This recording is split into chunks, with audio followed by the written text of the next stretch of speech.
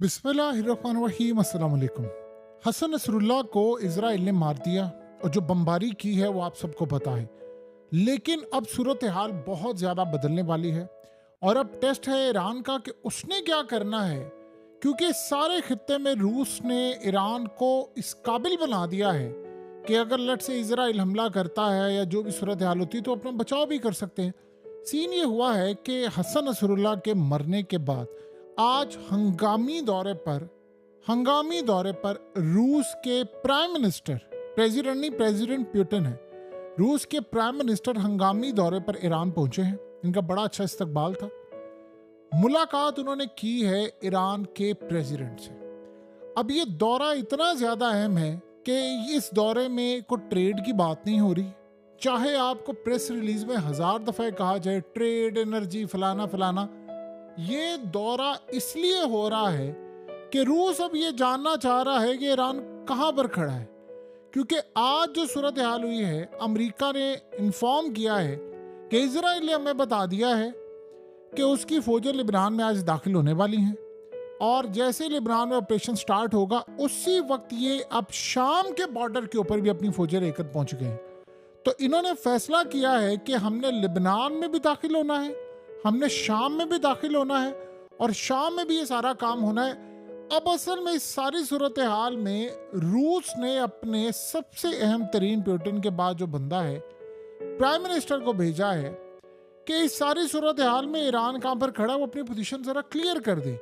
क्योंकि आप ये देखें कि अब सबसे बड़ी बात यह है कि जिस तरह इजराइल ने हसन नसरुल्लाह को मारा और फ्रांस के मीडिया और इजराइल में खबर ब्रेक हुई कि ईरान के अंदर से मदद की गई थी, उनकी लोकेशन बताई गई थी। अब जाहिर सी बात है रूस को बेवकूफ़ तो है नहीं। अब ये दुनिया में सबको पता है कि या तो हिजबुल्लाह के अंदर 2-3 लोगों को पता था या ईरान में 2-3 लोगों को पता था हसन नसरुल्लाह की लोकेशन, उसके अलावा किसी को नहीं पता थी। और फ्रांस के मीडिया ने बड़ा क्लियरली कहा है कि अंदर से मदद के बगैर काम नहीं हो सकता, ये सबको पता। अब रूस को ये बात पता है कि शाम में जब इजराइल की फौजें दाखिल होंगी तो जाहिर सी बात है लड़ाई होगी रूस की फौजों के साथ, क्योंकि शाम का सारा जो ठेका लिया हुआ है वो जाहिर सी बात है रूस ने लिया हुआ है। रूस ने वहां पर हिफाजत की है, ईरान के साथ उसका कोऑर्डिनेट है। लेकिन इस हमले के बाद जो चीजें बदल गई हैं उस पर उंगलियां बहुत ज्यादा उठ रही हैं कि अब ईरान ने क्या करना है। क्योंकि ईरान ने, देखे आज हुआ ये है कि रूस अपनी पोजीशन भी चाह रहा है, उसने जंग लड़नी है, उसकी फौज वहां पर मौजूद है। ईरान ने अगर इस पूरे खेल में बाहर निकलना है तो बड़ा क्लियरली बताया। क्योंकि आज देखें एक बड़ी अजीब सूरत हाल है कि नेतन्याहू ने जो खिताब किया है, हंगामी खिताब था ये, और ये बड़ा रेयर था, ये कभी देखने को नहीं मिला कि उसे खिताब किया है सीधा। उसने कहा कि मैं बगैर फिल्टर के, बगैर मिडल मैन के डायरेक्ट खिताब कर रहा हूँ ईरानी लोगों से और उनको कह रहा हूँ कि आपकी लीडरशिप को, यानी क्लियरली उसने इंडिकेट कर दिया कि वो मारने के लिए जा रहा है। उसने कहा कि आपको अब छुटकारा मिलने वाला है और आपकी सोच से भी ज्यादा जल्दी आपको छुटकारा मिलने वाला है। इसके बाद आप और हम, यानी ईरानी और इजरायली, एक दूसरे के साथ अमन के साथ रहेंगे। यानी उसे बड़ा क्लियरली बता दिया कि भाई मैं आपके लीडर को टपकाने के लिए जा रहा हूँ। तो उसके बाद जो नई लीडरशिप है, आपने अपनी इकोनॉमी पर फोकस करना है, टूरिज्म बढ़ाएं, पैसा कमाएं, इंजीनियर्स, डॉक्टर, आप एक मॉडर्न लाइफ गुजारें। ये छोड़े सारे आपने जो नकाब शकाब, ये सारा कुछ, इस सारी चीज़ों से बाहर निकले, उसे बड़ा इंडिकेट किया।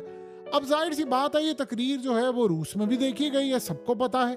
तो उन्होंने अपने प्राइम मिनिस्टर के थ्रू बड़ा क्लियर पूछा है कि ईरान कहाँ पर खड़ा है, क्या ईरान ने रिटेलिएट करना है इस्माइल हानिया का, क्या हिजबुल्लाह के मामले पर रिटेलिएट करना है, उन्होंने इस जंग को आगे बढ़ाना है या नहीं बढ़ाना।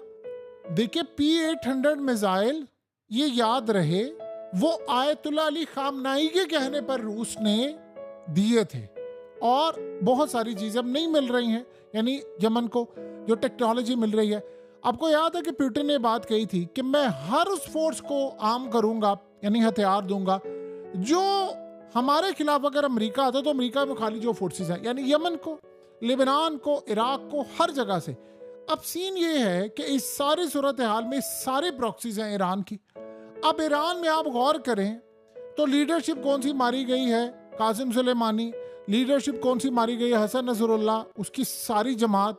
और अब सूरत हाल ये है कि हिजबुल्लाह के जो नए लीडर आ रहे हैं वो हसन नसरुल्लाह के, यानी सोचे कजन हैं और वो कासिम सुलेमानी के समधी भी हैं। और उनका सबसे ज्यादा अगर लिंक किसी के साथ है तो वो आयतुल्लाह अली खामनाई का। जिस तरह नेतन्याहू ने आज इंडिकेट किया, वो तो बता दिया उसने कि भाई आखिरी जो बंदा रह गया है जिसे पूरे का पूरा ईरान का रिजीम कंट्रोल किया, वो आयतुल्लाह अली खामनेई है। और वो इंडिकेट उसने अपनी तकरीर में कर दिया है कि भाई मैं तो उसको नहीं छोड़ना, उसको उन्होंने मारना है, क्योंकि यही तो उनको पता था कि मामला क्या। क्योंकि आयतुल्लाह अली खामनेई ही बार बार कह रहे हैं ईरानी गवर्नमेंट को हमें स्ट्राइक करना चाहिए, करना चाहिए। आपको पता है कि आज ईरान के प्रेसिडेंट ने क्या बात की है? उन्होंने बड़ा क्लियरली कह दिया, उसने कहा अमेरिका ने हमें धोखा दिया है। हमें कहा था उन्होंने, यानी मुझे क्लियरली बतौर प्रेसिडेंट ऑफ ईरान ये कहा था हमें अमेरिका ने कि आपने इस्माइल हानिया का बदला नहीं लेना, बदले में हम ये जंग बंद करवा देंगे। और जाहिर सी बात है बैक एंड पर यह भी मामला था कि आपसे पाबंदियां भी हटा देंगे। तो इस सारी सूरत हाल में वो कहते हैं हमसे हुआ है धोखा। अब धोखा तो हो गया तो मामला तो आगे चले गए, तो अब व्हाट नेक्स्ट, क्या करना है? देखिए जो सूरत हाल नजर आ रही है, ईरान अब वो उस पोजीशन में, यानी ये किसी को भी नहीं पता था, रूस को भी नहीं अंदाजा था कि भाई ये 1-2-4 दिन में सिचुएशन बदल जाएगी। हसन नसरुल्लाह, होना तो ये चाहिए था कि हसन नसरुल्लाह जैसे यानी मर गए तो उसके बाद उनको मार दिया गया तो ईरान रिटेलिएट करता। ईरान की जाने से रिटेलिएशन तो बड़ी दूर की बात है, धमकी भी नहीं गई। उन्होंने कहा जी सही वक्त पर सही बदला, ये वो बातें होती है। देखिए ईरान के जो प्रेसिडेंट है वो नहीं हमला करना चाहते, ना उनके वजीर खारजा चाह रहे हैं, ना उनके डिफेंस मिनिस्टर, ना आर्मी चीफ, ना कोई और। सिर्फ आयतुल्लाह अली खामनेई चाह रहे हैं, और उनकी जो बाकियात और बहुत सारे जो उनके ग्रुप में लोग हैं उन्हीं की बेस के ऊपर। क्योंकि ईरान के तो प्रेसिडेंट ने भी हालिया हलफ उठाया था, तो सारी डील जितनी हो रही है, ये प्यूटन जाते हैं मुलाकात करते हैं, वो आयतुल्लाह अली खामनेई के थ्रू होती है, क्योंकि वो पूरे का पूरा रिजीम चलाते हैं। ईरान में जो प्रेसिडेंट का होता है वो तो समझ ले कोई इतना ज्यादा नहीं होता, सारे मेन अहकामात आप समझ लो इस्टेब्लिशमेंट है ईरान की, वो आयतुल्लाह अली खामनेई है।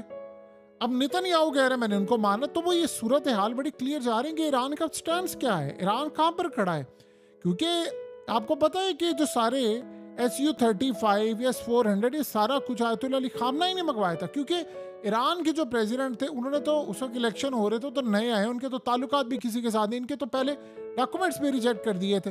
तो इस सूरत हाल के अंदर इब्राहिम रईसी का चले जाना, नसरुल्लाह का मानना, तो वो ईरान से अब ये चाह रहे हैं भाई अपनी सूरत हाल में क्लियर करें। क्योंकि उधर अगर लेट से रूस की फौजें आ जाती हैं तो बशारुल असद ने तो पूरे का पूरा मुल्क दिया हुआ है, खास तौर पर गोलान हाइट्स वाली साइड, क्योंकि उन्होंने उसी बॉर्डर से आना है ना। जिस बॉर्डर से इन्होंने अपनी फौजें रखी हैं वहां तो सामने रूस की फौजें खड़ी हुई हैं। तो रूस ने तो सारा कहा भाई हमने इलाके तुम्हारी हिफाजत करनी है, और रूस की जिम्मेदारी है कि उसने शाम की हिफाजत करनी है। तो वो ईरान से चाह रहे हैं भाई आप कहाँ पर खड़े हैं, ईरान की फौज कहाँ पर खड़ी है, क्या सूरत हाल है, आपने लड़ना है, मामला क्या कर रहे हैं। तो वो इस सारे का सारा मामला जांचने के लिए आ रहे हैं कि उधर वो लिबनान में दाखिल हो रहे हैं।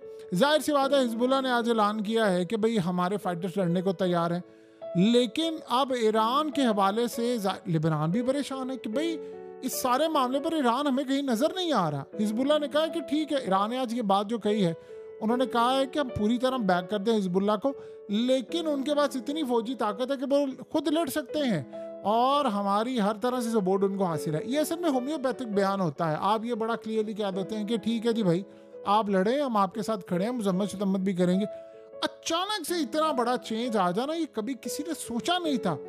और देखें जब इब्राहिम रईसी इस दुनिया से गए कोई तहकीकात नहीं, सारा मामला ठप। इसके बाद हसन नसरुल्लाह गए, कोई किसी ने पूछा नहीं है कि भाई खबर कहाँ से रिलीज हुई है, कहाँ से उसके लोकेशन का पता चला है, ठप। अब उस सूरत हाल में जाहिर सी बात है रूस ये देख रहे, क्योंकि रूस की वहां पर भी जंग है, ईरान उनको बुरी तरह असला भी सप्लाई कर रहा है कि फ्यूचर में उनके क्या मामला है। देखिए ईरान के जो प्रेसिडेंट थे जब इस्माइल हानिया को मारा गया तो ये याद रहे ईरान के प्रेसिडेंट उस दिन हलफ उठा रहे थे, और ईरान के प्रेसिडेंट जो बिलीव करते हैं कि भाई हमें जो जंग है वो अपनी लड़नी है, वो ये बिलीव करते हैं इकोनॉमी। आपको पता है कि इनकी कैबिनेट में जो लोग हैं वो ओपनली बयान दे चुके हैं, और ये भी माजी में इस रिजीम के ऊपर बड़ी तनकीद कर चुके हैं, इसीलिए तो उनके डॉक्यूमेंट्स पहले रिजेक्ट हुए थे। तनकीद वो इसलिए कर चुके हैं माजी के अंदर भी कि हमें हर सूरत अपनी इकोनॉमी रिवाइव करनी, ये बिल्कुल ठीक बात है। लेकिन आप इतनी बड़ी जंग को जाहिर सी बात है पीछे हट नहीं सकते। देखिए ईरान के ऊपर आप याद रखिए उनकी एम्बेसी शाम के ऊपर हमला हुआ था, तो ईरान इब्राहिम रईसी के दोनों ने मिसाइल दे मारे थे, बस ठीक है, क्योंकि वो सारे दोनों एक पेज पर। अब यहाँ बंटवारा हुआ सा लगता है। सो रूस अपोजिशन ये चाह रहा है कि भाई वो वहां पर सामने खड़े हैं, हमला करने के लिए आ रहे हैं, हमने लड़ना है, आप कहाँ पर खड़े हैं, आपकी पोजीशन क्या है। तो वो बहुत सारी चीजें पिछले 48-72 घंटों में बदल गई हैं। आप एक मिनट के लिए सोचें, अगर इब्राहिम रईसी यहाँ पर होते तो क्या ये पॉसिबल था कि ईरान हमला ना करता? ये पॉसिबल था? कभी भी नहीं था। यानी हसन नसरुल्लाह सारी जिंदगी आपको पता है उन्होंने अपनी आखिरी वसीयत में क्या लिखा है? उन्होंने कहा है कि मैं वसीयत करता हूं कि आपने जिस लीडरशिप को फॉलो करना है वो आयतुल्लाह अली खामनेई है। अब आयतुल्लाह अली खामनेई जो ऑर्डर करेंगे वो करें, ये आखिरी वसीयत है उनकी। तो आप अंदाजा करें कि उसके बाद इजराइल कह रहा है कि भाई उसने टारगेट करना, वो उनको टारगेट करने जा रहा है, तो फिर इसका मतलब पॉलिसी बदलेगी। तो बहुत सारी चीजें, बड़ा चेंज आया है पिछले 72 घंटों के अंदर और बहुत सारी चीजें बदली है। तो रूस अब ये जानना चाह रहा है भाई ईरान की पॉलिसी क्या है, तो इसलिए उन्होंने अपना प्राइम मिनिस्टर भेजा और बहुत सारी चीज़ों पर तशवीश का इजहार भी है कि कैसे हो गया सब कुछ, क्या पॉलिसी क्या करना, उसके मुताबिक रूस फिर अपना फैसला करेगा।